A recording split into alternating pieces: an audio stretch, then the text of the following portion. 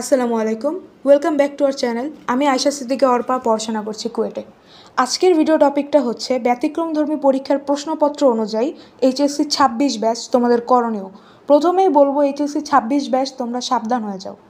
HSC 26 batch তোমাদের সাবধান হওয়া খুবই দরকার, কারণ তোমরা যদি এইচএসসি 25 ব্যাচের ভাইয়া আপুদের প্রশ্নগুলো খেয়াল করো, দেখবা যে পরীক্ষার কিন্তু প্যাটার্নে বহুত চেঞ্জ। শুধু চেঞ্জ না, যারা দেখবা যে ওয়ান শট ক্লাস করে গেছে ভাইয়া আপুদের, সেই ওয়ান শট ক্লাসগুলো করেও তারা আর কি এইচএসসি পরীক্ষায় আর কি আসলে ভালো করতে পারে না। এর কারণ কি? এর কারণ হচ্ছে প্রথম থেকে তারা বেছে বেছে পড়ছে। শুধু বেছে পড়ে নেই, এমনগুলা করছে। আমাদের কি একটু বোর্ড প্রশ্ন অ্যানালিসিস করতে হবে, তাই না? এটা তো আমি প্রত্যেক ভিডিওতে বলি। যেহেতু বোর্ড প্রশ্ন আমাদের অ্যানালিসিস করতে হবে, এই বোর্ড প্রশ্নগুলোর উপর ভিত্তি করেই তো আমাদের প্রিপারেশনগুলো আমরা নিয়েছি। কিন্তু এই দেখো এইচএসসি 25 ব্যাচের প্রশ্নগুলো খেয়াল করো, ওদের কিন্তু বোর্ড প্রশ্ন আসছে ঠিকই, কিন্তু ওদের কিছু প্রশ্ন এমনভাবে ঘুরায় আসছে, ধরো যদি তোমাদের বেসিক কনসেপ্ট ক্লিয়ার না থাকে তোমরা কিন্তু আসলে মারা খেয়ে যাবা। তো যার কারণে আমি বলতেছি যে ব্যতিক্রম ধর্মী পরীক্ষার প্রশ্নপত্র যদি তোমরা দেখে থাকো, এইচএসসি 26 ব্যাচ তোমাদের সাবধান হওয়ার দরকার। তো এই জন্য প্রথমত আসো এইচএসসি প্রশ্নপত্র নিয়ে একটু আলোচনা করি। এইচএসসি প্রশ্নপত্রের মধ্যে বলতে গেলে বিশেষভাবে যদি বলি, এই যে এমসিকিউগুলা, অনেকের এমসিকিউগুলা খুবই খারাপ হয়েছে। আইসিটি পরীক্ষা অনেকের খারাপ হয়েছে এমসিকিউর কারণে। তারপরে ধরো অনেকের এমন দেখা গেছে, যদি ঢাকা বোর্ডের হায়ার ম্যাথের পরীক্ষার প্রশ্নটা বলি, এই হায়ার ম্যাথের পরীক্ষার যে প্রশ্নটা ছিল তোমাদের, এই যে এইচএসসি হায়ার ম্যাথ সেকেন্ড পেপারের প্রশ্ন, কিন্তু দেখো একটা প্রশ্ন দেখা গেছে হায়ার ম্যাথে যে বুটেক্সের আসা একটা ম্যাথ, ওইটা হচ্ছে তোমাদের বোর্ড প্রশ্নে তুলে দেওয়া হয়েছে। তো যার কারণে দেখো বুটেক্সের আসছে ঠিকই, কিন্তু এই ম্যাথ কিন্তু বইয়ে আছে।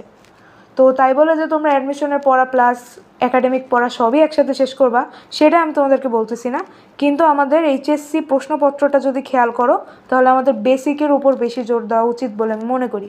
প্রথমত আমাদের বেসিক ক্লিয়ার থাকতে হবে। এরপর বেসিক ক্লিয়ার হয়ে গেলে আমাদের বেসিক ক্লিয়ারটা কীভাবে করবা? এই ক্লিয়ারটা যদি আমি বলি, ধরো প্রথমত তোমরা এইচএসসি 26 ব্যাচ যারা আছো বা 27 ব্যাচ যারা আছো তাদেরকে বলি, 27 ব্যাচের তো সময় আছে ভালোই। তারা চাইলে প্রথমত ক্লাসগুলা করলা। 27 ব্যাচের জন্য প্রথমে বলি ক্লাসগুলা করলা। যখন ক্লাসগুলা করলা, করার পর সেটার একটা নোট তৈরি হবে, এটার একটা নোট তৈরি হবে অবশ্যই। এই নোটটাই তোমার বারবার রিভিশন দেওয়া লাগবে, ঠিক আছে? এটা করলে কি হবে, তোমার প্রত্যেকটা কনসেপ্ট তোমার মাথায় থাকবে। এটা গেল, এটা হচ্ছে এইচএসসি 27 ব্যাচ প্রথম দিকে একটু জোর দিবা। এরপর যেটা যখন হয়ে যাবে নোট রিভাইজ দেওয়া, তখন আমাদের কি করা উচিত? তখন আমাদের বোর্ড প্রশ্ন অ্যানালিসিস করতে হবে। বোর্ড প্রশ্নের বিকল্প কিছু নাই, কিন্তু শুধু বোর্ড প্রশ্ন পড়ে বা ওয়ান শট ক্লাস করে যারা এইচএসসি 25 ব্যাচের স্টুডেন্টরা গেছে পরীক্ষায়, তারা কিন্তু আসলেই পারে নাই। যার কারণে আমাদের নোটটার উপর ফোকাস দিতে হবে বলে আমি মনে করি, কারণ প্রত্যেকটা ক্লাস করলে তুমি যে নোটগুলো পাবা, এই নোটগুলোর মধ্যে প্রতিটা সূত্রের কনসেপ্ট তোমার কাছে আছে। যার কারণে আমাদের নোট খাতাটা রিভিশন দিতে হবে। এইচএসসি 27 ব্যাচ তোমরা এই কাজটা করতে পারো, আর এইচএসসি 26 ব্যাচ যারা আছো তারাও করতে পারো। তারা হচ্ছে নোটগুলো একটু রিভিশন দাও, আমি কাইন্ডলি বলি। রিভিশন দেওয়ার পর তোমরা কী করবা? তারপর তোমরা টেস্ট পেপার ধরবা। এই যে টেস্ট পেপারের মধ্যে বোর্ড কোয়েশ্চেনগুলো আছে, বোর্ড কোয়েশ্চেনগুলো দেখলা, ক্যাডেট কলেজের প্রশ্নগুলো দেখলা, এগুলো দেখলে তোমার কি হবে? তোমার নলেজ একটু ডিপ হলো আর কি, আর কিছু না। এটা হচ্ছে এইচএসসি প্রশ্নপত্র নিয়ে কাহিনী। এরপর আসো যে আচ্ছা, ওরা তো সব কিছুই পড়ছে, তাহলে ওরা কেন পারলো না? ওরা পারে নাই কেন? দেখো একটা কথা বলি, আমরা মূলত প্রিপারেশন নিয়ে যাই কী হিসেবে? আমরা মূলত এইচএসসি প্রিপারেশন, যেহেতু পরীক্ষার সময় আমাদের রিভিশন দেওয়ার আগের দিন রাত্রে তো আর এত পড়া সম্ভব না, তখন কি পড়ি? আমরা মূলত ফোকাস করি বোর্ড কোয়েশ্চেনগুলোর উপরে। তারপরে আমরা ফোকাস করি কিসের উপরে বলো তো? এমসিকিউর উপরে আর সিকিউর উপরে। এখন এমসিকিউ আর সিকিউ এই দুটার মধ্যেও কথা আছে। এমসিকিউ সিকিউর মধ্যে এইচএসসি 25 ব্যাচ, যেটা এইচএসসি 25 ব্যাচ যা করছে, অনেকেই করছে যে এমসিকিউকে ওরা দাম দেয় না।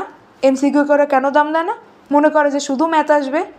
তারা মনে করে কি? তারা মনে করে শুধু ম্যাথ আসবে, থিওরির তো যা আসবে তা পারবো। কিন্তু বিষয়টা আসলে এমন না। এটা করে বলেই এমসিকিউ পারে না। এমসিকিউ পারার জন্য আমাদের শুধু যে ম্যাথ, দেখো তোমরা এত দিন ধরে ম্যাথ করছো, ম্যাথ করার কারণে তোমাদের ম্যাথের একটা ভালো নলেজ আছে, তোমরা এমসিকিউর ম্যাথ ইজিলি পারবা। বইয়ের অনুশীলনের অঙ্ক, অনুশীলনের এমসিকিউ, এগুলো দেখলে এমসিকিউ তো আটকাবা না, কিন্তু এমসিকিউতে যে থিওরিগুলো আসে ওগুলোর কী করবা? এমসিকিউর যে থিওরি, এই দেখো তোমাদেরকে বলি, এমসিকিউ থিওরি এই জিনিসটা কেন গুরুত্ব তোমরা দাও না? এই থিওরিটা গুরুত্ব দিতে হবে। থিওরিটা গুরুত্ব দেওয়ার জন্য তোমাদেরকে আমি একটা আইডিয়া দিতে পারি। দেখো এই থিওরি কীভাবে পড়তে পারো, এইচএসসি 26 ব্যাচ আর 27 ব্যাচ তোমরা কীভাবে থিওরি পড়তে পারো দেখো তোমাদেরকে বলি। থিওরি বলতে আমাদের থিওরির মধ্যে কী কী পড়ে? প্রথমে আসো এমসিকিউ নিয়ে কথা বলি।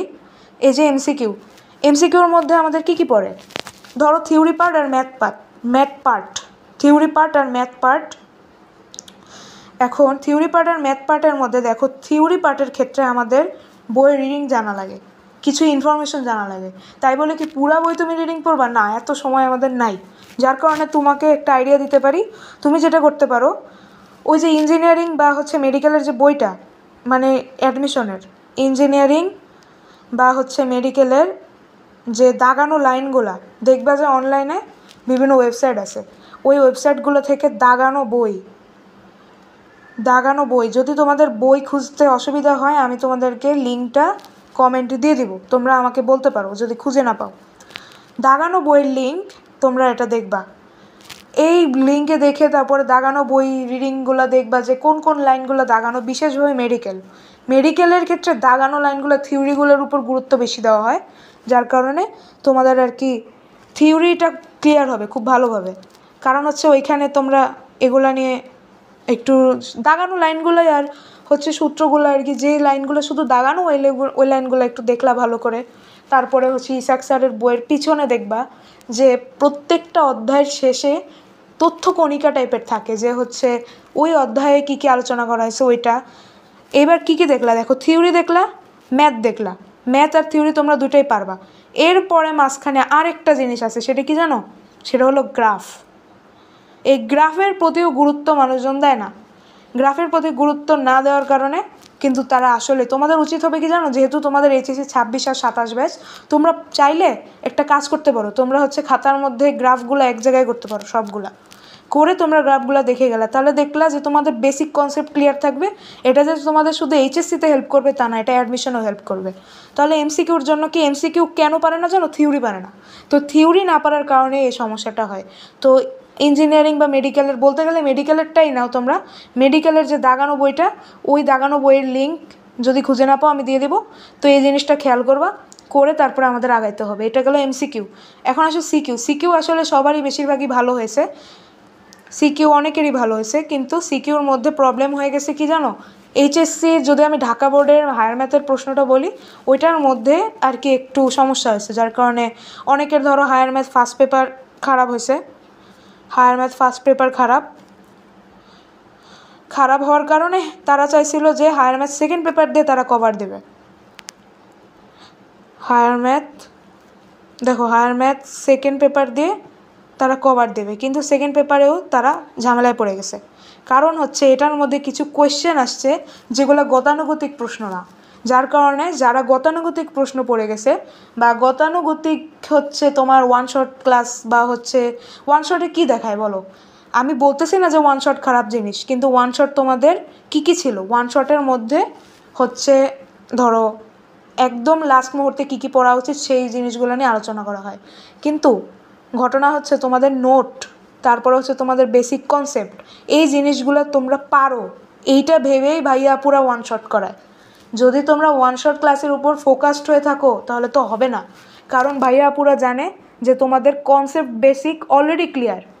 তো তোমরা যদি এই লাস্ট মুহূর্তে বাকি জিনিসগুলো একটু চোখ বুলায় যাও তাহলে আর কি হবে। এখন যারা আসো যে শুধুমাত্র ওয়ান শটের ভরসায় গেছো, তারা তো মারা খাবাই, এটা তো স্বাভাবিক কথা। যার কারণে আমি বলবো, দেখো 26 ব্যাচ 27 ব্যাচ, 26 ব্যাচের জন্য যে টাইম আছে এর মধ্যে তোমরা কি করা উচিত, তোমাদের নোটটা রিভিশন দাও, বেসিক কনসেপ্ট ক্লিয়ার করো। এরপর তোমরা কি করতে পারো, দেখো এইচএসসি 26 ব্যাচ তোমরা হচ্ছে যেই প্রবলেমগুলা, মানে প্রবলেম যা আছে তোমাদের সব প্রবলেমগুলো এক জায়গায় একটা খাতায় লিখবা, খাতায় লিখে বোঝার চেষ্টা করবা যে কোথায় প্রবলেম আছে, আমার কি কি বিষয়ে প্রবলেম, আমি কোন কোন জিনিসগুলো বারবার ভুল করছি। এতদিনে অনেকগুলো পরীক্ষা দিছি অবশ্যই, তো এই জিনিসগুলো মাথায় রেখে আমাদের কাজ করতে হবে। সবগুলা প্রবলেম এক জায়গায় করবা, করে টিচারদের কাছ থেকে বুঝে নিবা, আমাদের কাছে কমেন্ট করবা, আমরা ওইটার উপর ভিডিও দেওয়ার চেষ্টা করব। তারপরে কি করতে হবে, ওইটা নিয়ে আমাদেরকে আগাতে হবে। এরপর যখন প্রবলেমগুলো ক্লিয়ার হয়ে যাবে, ক্লিয়ার হয়ে যাওয়ার পরে আমরা ওই জিনিসগুলো বারবার প্র্যাকটিস করব। বারবার কি করব, রিভিশন দেব প্লাস প্র্যাকটিস করব, রিভিশন প্লাস প্র্যাকটিস করব। হ্যাঁ, এটা হচ্ছে আমাদের কাজ। তাহলে এটা কি, এই জিনিসটা তোমাদের সিকিউ এমসিকিউ দুইটাতেই হেল্প করবে। আর আরেকটা কথা ভাইয়া, কথা হচ্ছে তোমরা একদম জ্ঞানমূলক অনুধাবন পড়ো না। এই যে জ্ঞানমূলক অনুধাবন, এই জিনিসটারও দাম আছে। জ্ঞানমূলক আর অনুধাবন সব সময় যে বোর্ড প্রশ্নে যা যা আসছে তাই তাই আসবে, এটার কি মানে কি সিওরিটি আমি দিতে পারি বলো? যার কারণে জ্ঞানমূলক অনুধাবন আমাদের প্রত্যেক পরীক্ষায় একটু একটু করে আগানো উচিত। তো তোমাদের যাদের এখনও পড়া হয় নাই, তোমরা বোর্ডের প্রশ্নগুলো খেয়াল করো, খেয়াল করে ওই অনুযায়ী আগাও। আর যদি বেসিক কনসেপ্ট ক্লিয়ার থাকে তাহলে তো অনুধাবনে আটকাবে না, কিন্তু জ্ঞানমূলক অবশ্যই জিনিসটার গুরুত্ব আছে, তোমরা এই জিনিসটা ফোকাস করো। এটা গেল।